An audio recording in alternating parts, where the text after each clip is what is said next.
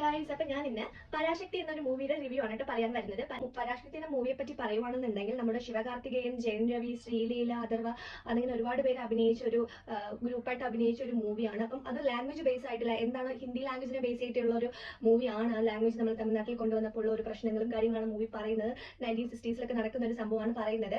അപ്പം നമുക്ക് നായകനെ കുറിച്ച് പറയുന്നേക്കാൾ കൂടുതൽ എനിക്ക് വില്ലനെ കുറിച്ച് പറയാനാണ് ഇഷ്ടം. കാരണം ജയൻ രവി എന്നൊരാളിനെ വില്ലനായിട്ട് കണ്ടപ്പോൾ എന്റെ പൊന്നോ ഒന്നും പറയണ്ട.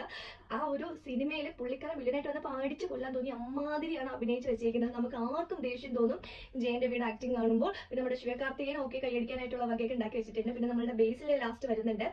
അപ്പൊ നമുക്ക് നമ്മൾ രോമം ഇങ്ങനെ എഴുന്നേറ്റ് നിൽക്കും. ബേസിൽ വരുന്ന ടൈമിൽ നമുക്ക് രോമം ഒക്കെ ഇങ്ങനെ എഴുന്നേറ്റ് നിൽക്കും. ഇന്റർവ്യൂവിന് മുമ്പ് ഒരു ഫൈറ്റ് സീൻ വരുന്നുണ്ട്. അടിപൊളിയാണ്, നല്ല രസമാണ്.